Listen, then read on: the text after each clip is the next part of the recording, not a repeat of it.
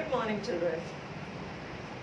Today I am back with the next edition of this video related to diversity in living things. Okay, living organisms for that matter. Today we are going to be looking into the classification of the division that was Plantae. Okay, in the previous video we had seen that the entire set of living organisms, we can be classifying them into 5 groups as suggested by Robert Whittaker, and those groups were Monera, Protista, then came our fungi, then Plantae,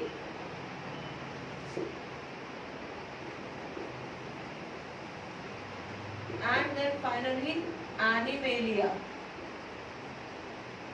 Okay, so out of this is the group that we are going to be further discussing its classification as to what all different types of plants are included in this. We can also call it as the plant kingdom. So we are going to look into the further classification of the kingdom Plantae. Alright, now this Plantae as a group, we can be dividing it into basically 2 main categories. Okay, Plantae can be divided into 2 main categories. One of them we call it as cryptogam or cryptogams, and the second one we call it as phanerogams.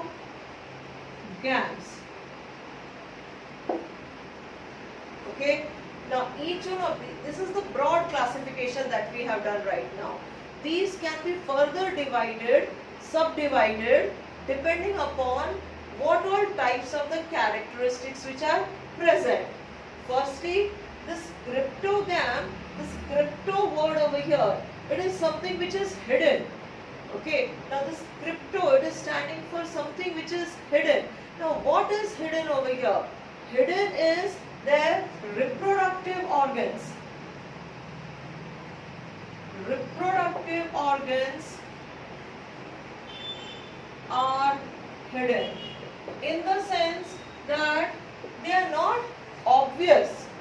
Like in other plants, we'll be able to see that a flower as a reproductive organ, it is very much seen. Means we call them as the flowering plants. But in these particular category, that is cryptogams, the reproductive organs, first of all, they are hidden. Then depending upon the other basic characteristics of a plant, we will be able to further subdivide this cryptogam into 3 more categories. Okay, this cryptogam as a subdivision, we can subdivide this into 3 more categories. So cryptogams now. Alright, now the 3 categories which are going to be, they are dependent upon the type of the development of a plant body which is seen in either of these 3 different divisions. Like normally in a plant, we talk about whether the roots are present, stem, leaves are present or not. If stem is present, then whether the transporting vessels like xylem and phloem, whether they are present or not. Same way, then we can be talking about whether they produce the flowers or not, whether these reproductive organs are present or not. Okay, so these are the various answers that we are going to be looking into when we try to divide them into 3 different categories. Now the first category, we call them as Thallophyta. Okay, Thallophyta. Now this is a category where the plant body distinction, okay, plant body distinction is not obvious. Okay, now let's understand what do we mean by this statement. Plant body distinction. Just now what did we say? A plant body, a normal plant. When that picture comes to our mind, we understand it's going to have some roots, some stem is going to be there, or a trunk-like structure will be there, and then there are going to be the leaves and the flowers and the fruits. Okay, but here, if suppose we are talking about a category where the distinction into roots, into leaves, into stem, if these are not present, then that particular category we call it as Thallophyta. In this we come across all the algae. All the algae, they are going to be coming off in this particular category. Like for example, we can be giving the examples of plants like Spirogyra, which are very small. We can be seeing them in the slides under a microscope only. Very thin body structure, a filamentous body structure is present. Spirogyra is there. Then same way another name is there, that is Chara. Another name is Ulva. All these are microscopic plants, we can say, and since they are microscopic by nature only, the distinction into root, stem and leaves, it is not going to be present over there. So that category, we call them as Thallophyta. Then we come to the next category, that is Bryophyta. Now in this Bryophyta, we understand that some distinction is visible. Distinction into what? Distinction into a stem-like structure, distinction into a leaf-like structure. This is what is becoming evident over here. So in this category, we find all the molds. Then we can be having another example as Funaria, Mercantia. These are the various examples that we see under the category as Bryophyta. Alright children, so first category where the distinction was absent, that was as Thallophyta. Then some distinction has got started. Of course, the plants are still minute, but yes, now we find them growing up to a stage that at least they will be visible to us with the help of a naked eye only. We will be able to see them. So we come across Funaria, Mercantia. These are the small plant-like structures where something we can call it as leaf, something we can call it as a stem. That is the class, or that is the category as Bryophyta. Then we come to the third category under the cryptogams, and that category is Pteridophyta. Pteridophyta. This P is silent over here, no? Pteridophyta. Okay. Now this is much more developed. Okay, this we can call it as an evolutionary classification also. That first we had the plants where no distinction was present. Then it further evolved into plants of the category as Bryophyta, where some distinction was present. And now we are having another category as Pteridophyta, where we come across vascular tissues. Vascular tissues are present.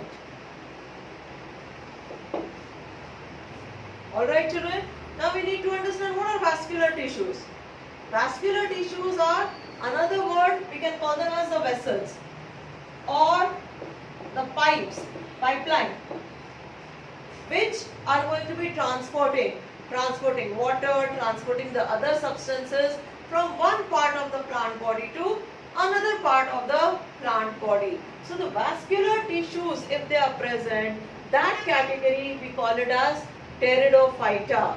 And in this A very big example of this is the category as ferns. Okay, now these ferns, these are decorative plants also. In many of the nurseries which are selling the plants, if you ask them what is fern, they'll be able to show you, because that common name it is. So we are able to see a leaf-like structure which is going to be broken off in this, smaller leaflets are going to be there, and then such huge leaf-like structures are going to be present, but the plant is going to be a small one only. So here we can say that yes, now the vascular tissues, we know these are xylem and phloem. Okay, xylem and phloem, these are the tissues which are well developed in the case of Pteridophyta. But still, for all these three categories, we have to remember over here that the reproductive organs, they are still inconspicuous. Means we are not able to see them clearly, will not be able to identify, okay, yes, this is what is a reproductive structure for these particular plants. We are calling them as plants, but still a normal look of a plant, it is still not appearing on them. So this is about the cryptogams. Then let's come to the other category that we had divided the plant into, that was the phanerogam. Now these phanerogams,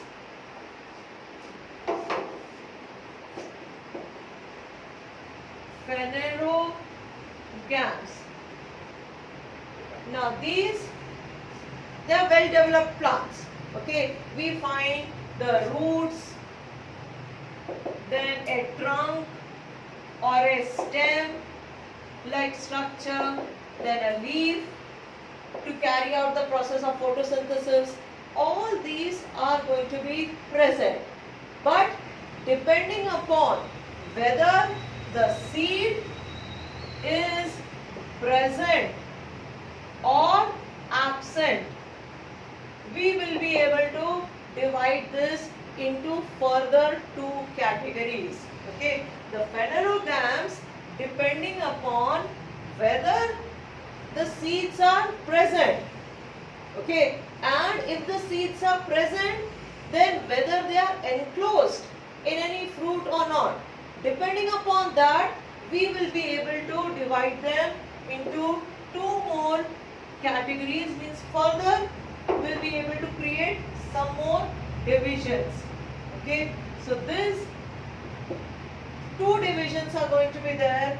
One of them we call it as gymnosperm. Okay, and another one we call it as angiosperm. Alright, now children, we are coming across new terms. Along with the spelling, remembering the correct pronunciation is very much important. Okay, so gymnosperm are going to be those plants where the seeds are not enclosed in fruit. Seeds are not enclosed in any fruit-like structure. Okay, or in other words, we can say that seeds are naked. Okay, because this gymnos, okay, this gymno as a prefix, this stands in the Greek language, this stands for naked. So naked sperm, sperm over here standing for the seed. Okay, so here we say that the seeds, they are not enclosed. Okay, like normally if you are eating a mango, we eat the fleshy part, inside that we come across the seed. Okay, so we say that the seed is enclosed inside that fruity substance or the fruity, fleshy, pulpy material. That is what is a normal fruit for us. But if this seed is completely naked, means it is formed. If it is formed, means there is going to be a sexual reproduction. But over here we find that the seed which is formed it is not going to be enclosed, means it is going to be naked. And the best example of this, if we have to see, it is cycas. Okay, cycas. Children, you'll be it's going to be interesting for you to be noting that in our school premises, right in front of the office, the small garden that we are possessing, we are having 3 cycas plants are there. Of course, they haven't grown up to that particular height such that they'll be able to bear the fruit. The seeds are going to be developing. They are still small, although the growth is very very slow for them. They are almost 8 to 10 years old, but they have come up to just this much height only. When they grow up to be big enough, then that seed-like structure is going to be developing in them. Okay, so cycas, it is the example of a gymnosperm. Then comes the most important and the very interesting category, okay, which we are all concerned with because all the fruits are coming from this category. That category is the angiosperm. And in correlation to this, for gymnosperm we are saying that the seeds are not enclosed in any fruit. Here we are going to say that the seeds are found in or inside the fruit. All the common fruits, grapes, mango, then papaya, apple, all common fruits, or even for that matter, if we take the vegetables, like inside a tomato there are going to be the seeds. Inside a cucumber, seeds are going to be present. Inside a pumpkin, the seeds are going to be present. So these are all the examples of the angiosperms. Okay, but still these angiosperms also, okay, we are saying that all of them are producing the fruit. Fruit is having the seed inside it, but these angiosperms also, we will be able to divide them into 2 more categories. Okay, now these 2 more categories, they are going to depend upon, in the seed, how many cotyledons are present. Okay, further division of an angiosperm. Okay, further division of an angiosperm is going to depend upon whether, okay, now we are talking about angiosperm. Okay, and we are saying that we can again divide them into 2 more categories. Now those 2 categories, they are dependent upon whether the seed has 1 or 2 cotyledons. Alright children, now let's understand what are cotyledons then. Cotyledons, these are the small fleshy green structures, small fleshy green structures that develop when a seed germinates.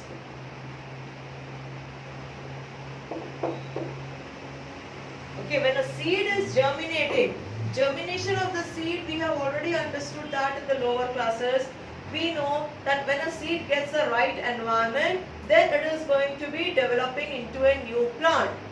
Now as it is germinating, or we can use the word sprout, as it is sprouting, means a stem-like structure is going to be coming up, and then a root-like structure, it is going to be going down.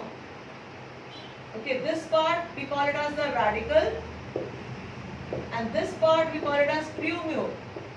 This plumule is supposed to develop into the stem, while a radicle is going to develop into the root. Okay, if we imagine this to be a seed, then this seed, it is now, this is, you can call it as a germination. Now at this point of germination, it is going to get like, well established into the soil, it is trying to plant itself, then these two means over here in this seed, as it is turning into, if this is the soil, this part is going to develop into the root-like structure, and over here we'll be able to see one fleshy part over here, one fleshy, and from here a small leaf-like structure is going to be developing. So if these are those two fleshy, two in number and fleshy, and they are green, they are going to be just this much of the size, then each of this is going to be called as a cotyledon. Right? Now this cotyledon, it can be 1 in number or it can be 2 in number. Okay? So if it is 1 in number, we call that as monocotyledon, or simply we write it as monocot. Okay? And if there are 2 cotyledons, like in this example, 2 cotyledons are present, then these type of the plant or that division, we call it as dicotyledon. Okay? Mono, 1, di, 2. Alright? So here 1 cotyledon when a seed is germinating. Here it's going to be 2 cotyledons when a seed is germinating. Now the question is, why is this structure a fleshy green structure? This is a fleshy green structure because of the fact that the leaf system up till now, it has not got formed. But the plant needs the food, the plant needs the energy to be growing. For that purpose, then if this part is green in color, then it is going to carry out the process of photosynthesis and it will be able to give the nutrition to the growing plant. So that initial nutrition which the plant needs, that is going to be obtained through the case of the cotyledons. So they support the plant. Once these leaves, they are grown up and they start carrying out their own functions, then slowly these 2 cotyledons, they are going to fall down and they are going to be dead. And now this plant is going to be continuing to grow. Okay, so we are having a monocot plant and we are having a dicot plant. Okay, this is the subdivision of the angiosperm. Now in detail we are going to understand what more differences are present between a monocot plant and a dicot plant, because more or less these plants, we are surrounded by such type of, we should be able to identify them. Okay, what sort of the structure is going to be seen, and if we locate that type, then we'll be able to suggest that okay, this plant is a monocot plant, that plant it is a dicot plant. So let us look into the differences of between these monocot and dicot, and then we are going to look into the examples also, so that we'll be able to understand all our angiosperms in detail. Okay, so let's talk about a monocot, then we are talking about a dicot plant, then we are going to be looking into the various plant parts. What plant part we are trying to discuss and what sort of differences are present over here. So first of all, let's begin with the root system. Okay, now root system for a monocot and a dicot, we have to understand that if the root is growing a singular one and then it is branching off, and then each one of them, they further branch off. Okay, this is the part which we can call it as the main root. These are the branches of that. Okay, and then further more bifurcation till we arrive at the the labeling as the root hairs. Such a type of a root system, we call it as a tap root system.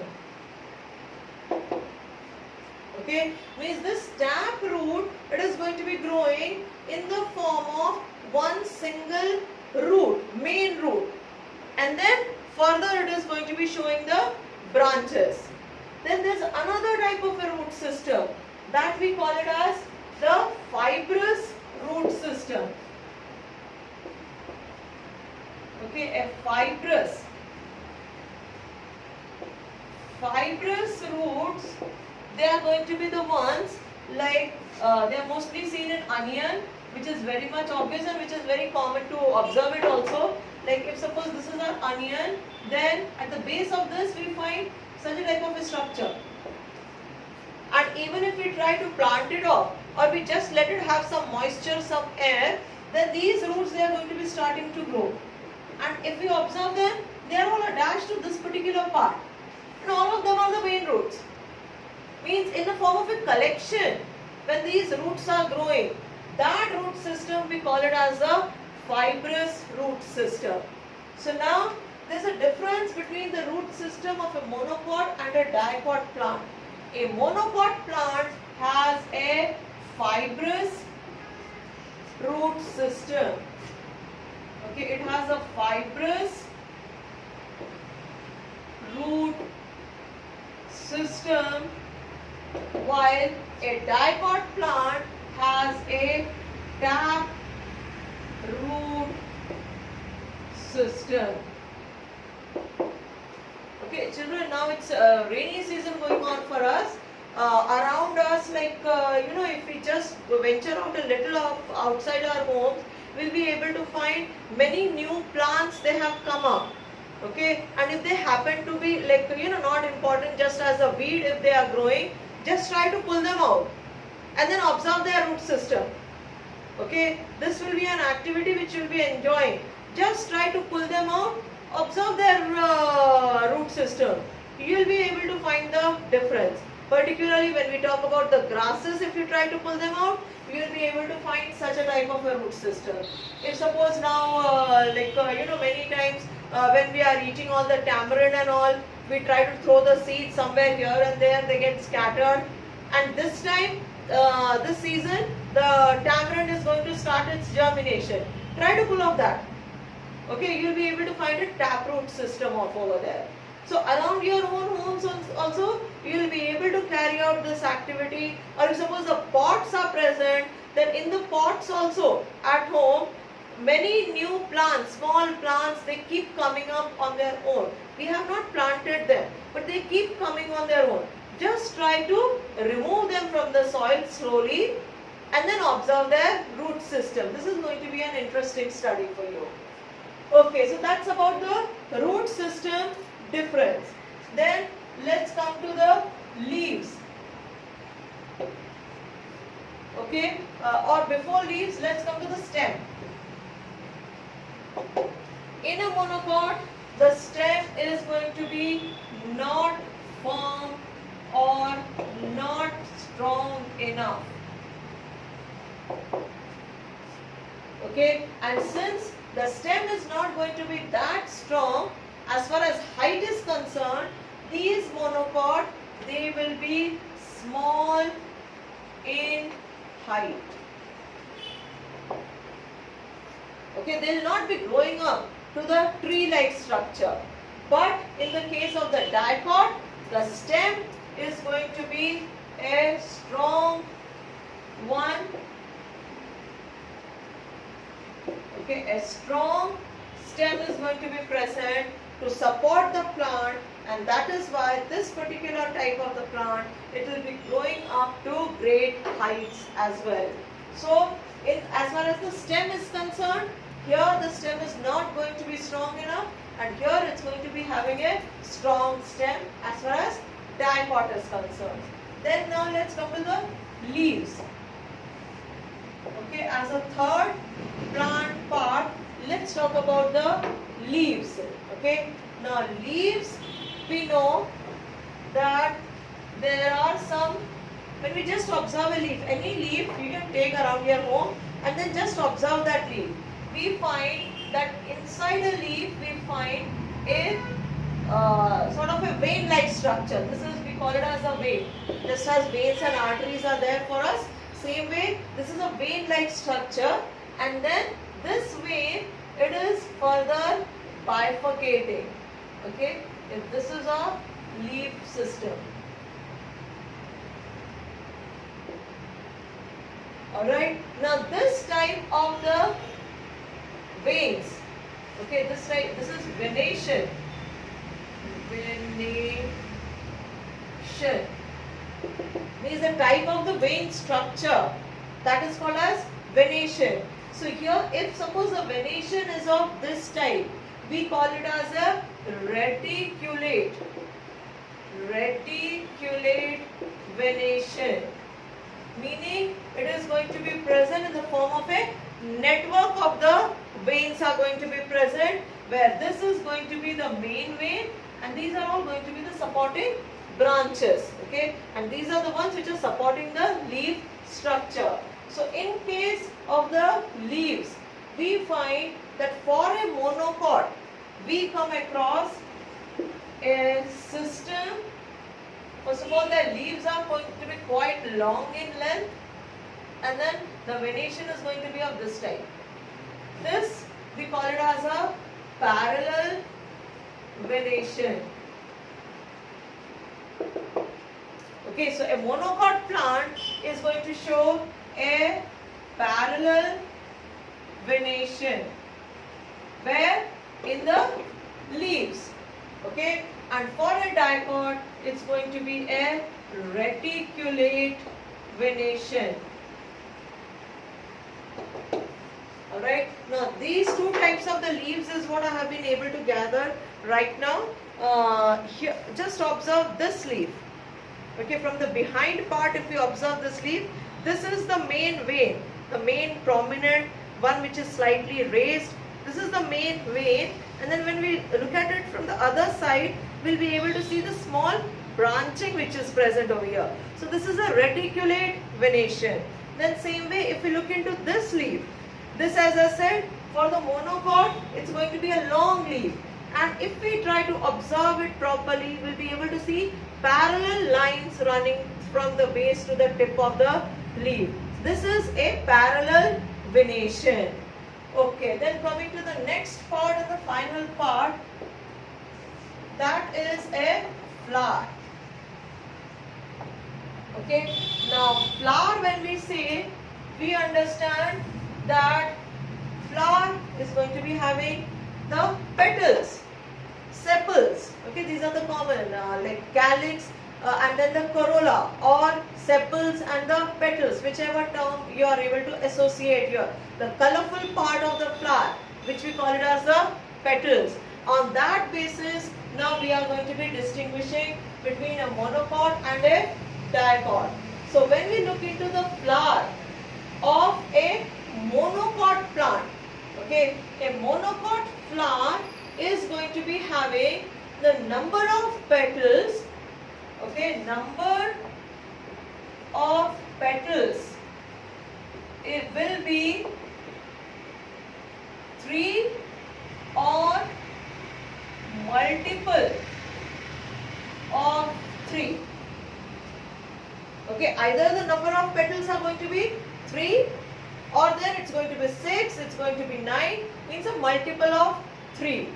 Okay, same way when we try to look into a dicot plant flower, we find that the number of petals will be 5 or multiple of 5. Okay, you might have all have seen that shoe flower, that is that hibiscus flower. Try to count the number of petals. In an original non-hybrid variety which is there, you will be able to count them as 5 petals. Here I am having one small flower from our school garden only, children. If we observe this, how many petals we are able to count? Again we are able to count, although flower is small, but still the number of petals are 5. Okay, any flower out of this is a bunch of flowers. So any petal, okay, any flower if you take, the number of petals are 5 in number. So that means if I just look into this, Alright, somebody has shown me this. Immediately my mind will be telling me that yes, this is a flower belonging to a dicotyledon family or a dicotyledon plant.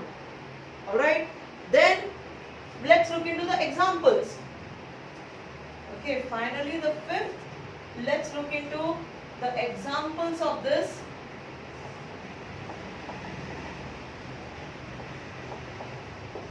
All grasses,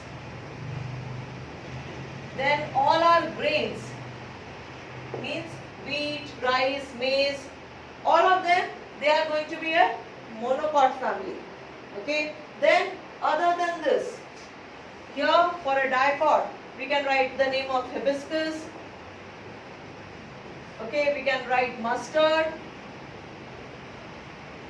What else? This is a show flower, that is its name.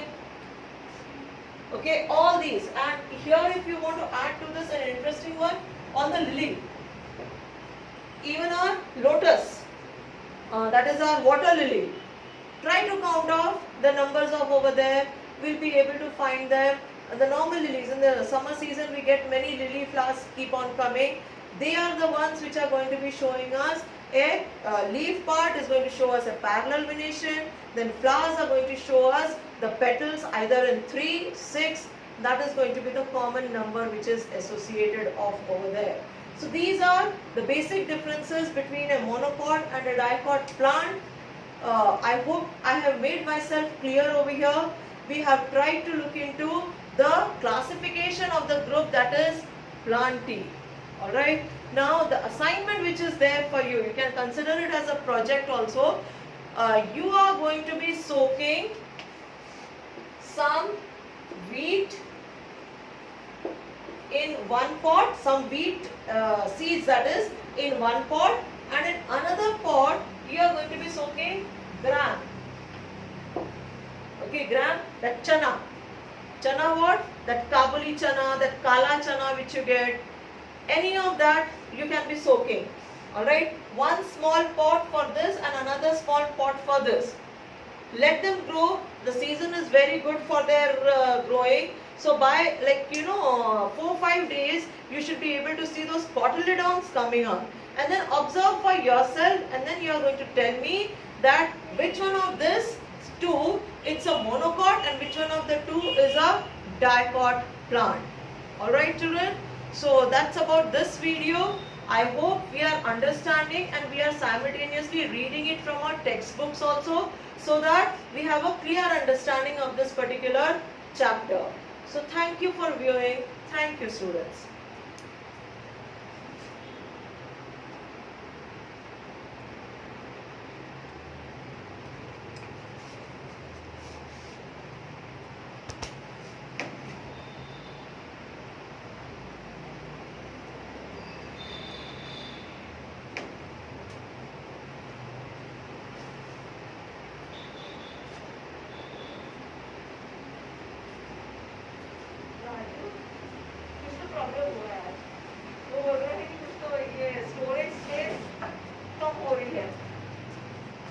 तो पूरी recording हुई कि नहीं हुई पढ़ दो।